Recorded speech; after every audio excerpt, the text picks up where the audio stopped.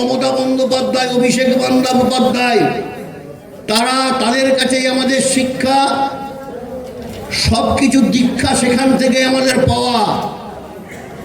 এরপরে বাড়তি কোনো জায়গা আমাদের কাছে নেই।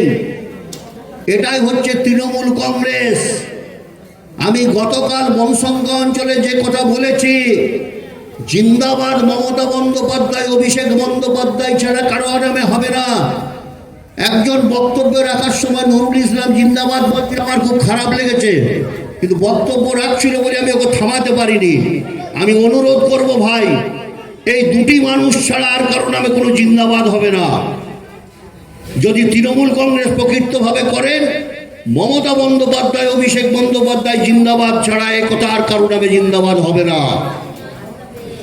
যে কথাটা আমি কালকে বলেছি, আমি মনে করি এ কথা বলার দরকার আছে। অনেকেই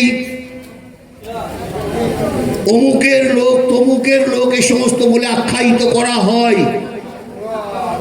আমাকে যেমন কেউ কেউ বলেছে, অনেকে বলে পাশে থেকে, আমার সামনে বলে না, যে কাজলের লোক, কাজলের নেতা। আমি দ্ব্যর্থহীন ভাষায় এর প্রতিবাদ জানিয়ে বলছি, কাজল আমার নেতা নয়। আমি কাজলের আন্ডারে পলিটিক্স করি না।